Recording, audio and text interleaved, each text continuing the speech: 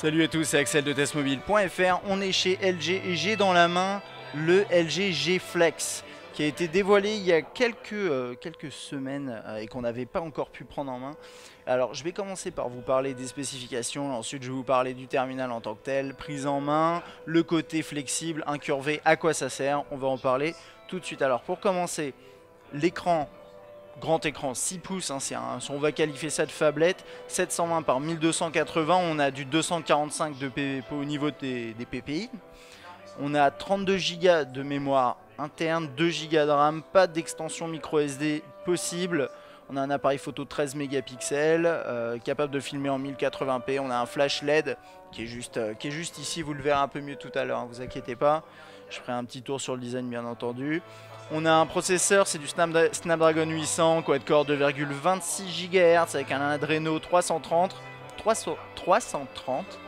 et une batterie de 3500 mAh, une batterie qui est flexible. En fait, sur ce terminal, là, ce qui est important de comprendre, c'est qu'il n'y a pas que l'écran qui est flexible, c'est que pour pouvoir arriver à avoir quelque chose d'incurvé comme ça, il faut également avoir une batterie flexible. Donc c'est vraiment la prouesse technique, on va dire, elle est là-dessus, elle est sur l'écran et la batterie à l'intérieur qui est flexible. Le chipset n'est pas flexible, c'est pas une puce Qualcomm flexible, ça n'existe pas encore a priori.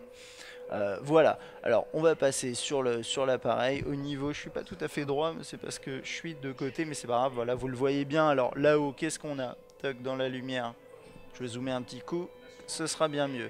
En haut, on a la caméra frontale, quelques capteurs. Ici, vous voyez, il y a une petite protection d'écran, faites pas attention à ça, hein. On a la sortie audio, bien sûr l'écran 6 pouces.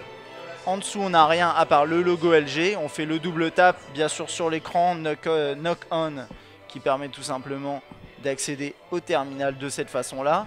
En dessous, on a le port micro USB, le micro principal et le jack 3.5. Sur la droite, on n'a absolument rien à voir, hein, rien à signaler. En haut, rien non plus. On a un second micro. Il doit y avoir... Alors, normalement, il y a un port infrarouge qui, a priori, pas sur le dessus, mais plutôt sur le côté là, je dirais. Ça me paraît un peu bizarre, mais a priori, c'est ça.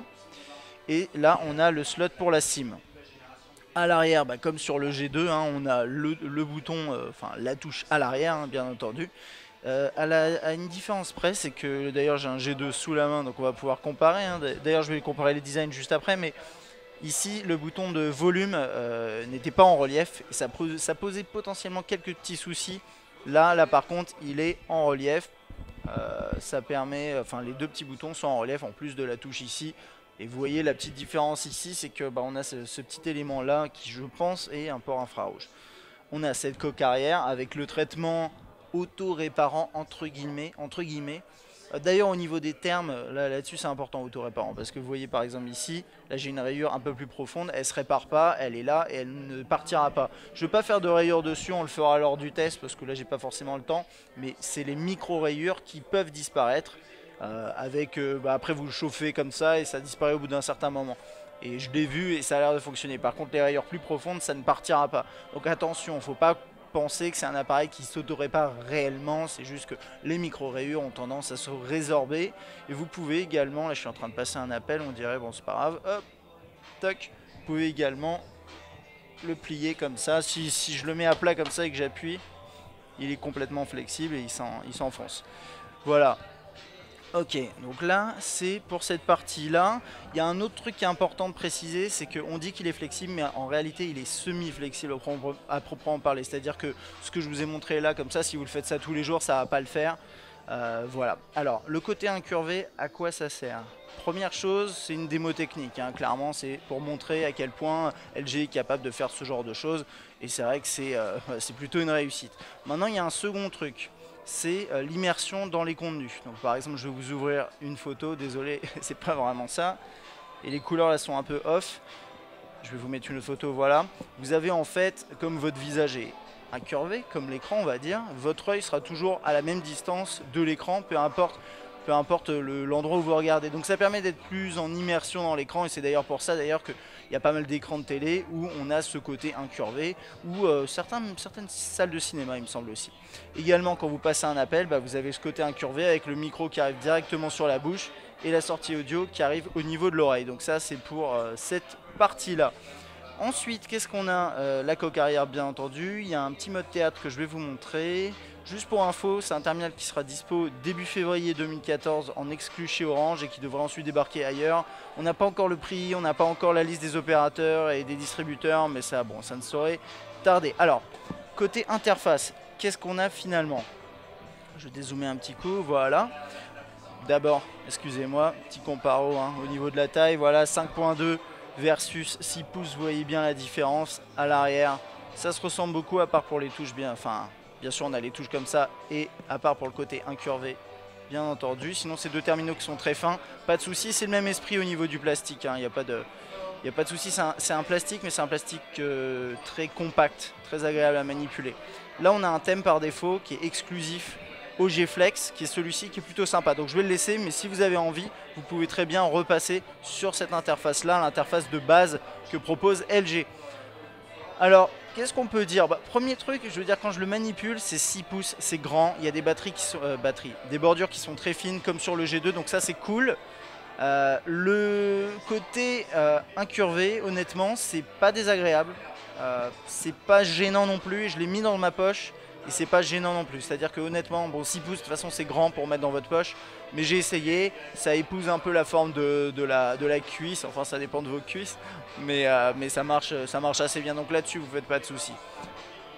Côté surcouche, c'est la même chose que ce qu'on a sur un G2 avec quelques petites exceptions, et ce que je vais faire c'est me focaliser là-dessus pour cette prise en main, il ne s'agit pas de le tester.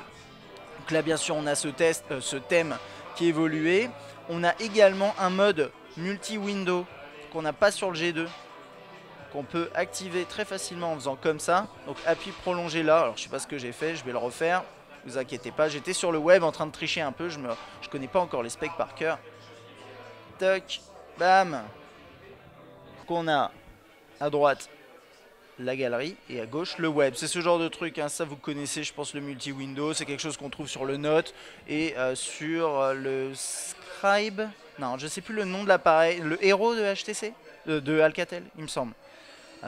Ensuite après là on a une autre application que je voulais vous montrer, ça s'appelle Q Theater, donc théâtre, qui en fait et on la voit sous forme d'application, mais en réalité c'est pas réellement comme ça que ça marche. Je vais vous montrer ça tout de suite. Double tap, toujours le double tap qui marche pas forcément super bien.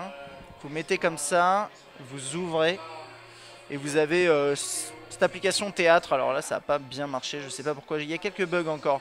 C'est pas un soft tout à fait définitif, c'est peut-être moi qui ai mal manipulé, on va réessayer. Toc, vas-y, on va y... Ah, excusez-moi. Je vais utiliser le bouton à l'arrière du coup, voilà. Bon ok, voilà. Ouais je sais pas, ça le fait tout seul, c'est pas grave. Mais normalement après je peux accéder et choisir les options, ce genre de truc. Qu'est-ce qu'on a de plus? Donc je vous ai montré le multitâche multi-window, Q-Theater, Theater. Sinon pour le reste, vous voyez là c'est un thème spécial avec des icônes spécifiques, mais pour le reste, c'est la même chose.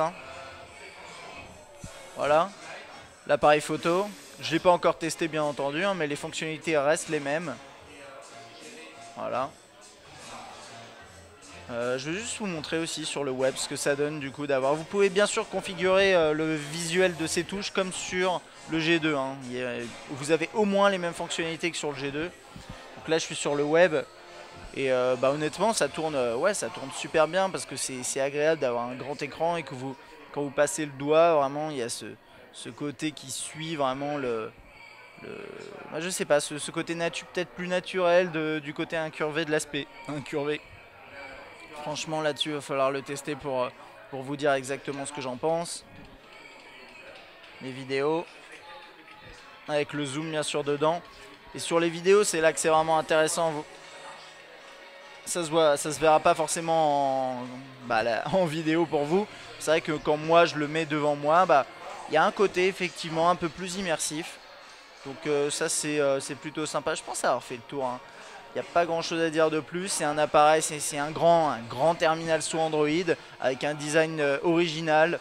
C'est une démo technique aussi, mais je pense qu'au-delà de ça, c'est un appareil qui doit être très agréable à utiliser au quotidien, malgré sa taille. Et c'est ça qui est plutôt sympa. Donc on aura l'occasion bien entendu de le tester, je ne sais pas encore quand, mais ce sera fait bien entendu. Voilà, moi je vous dis à la prochaine. Si vous avez des questions, n'hésitez pas à les poser, que ce soit sur YouTube ou sur testmobile.fr. A bientôt.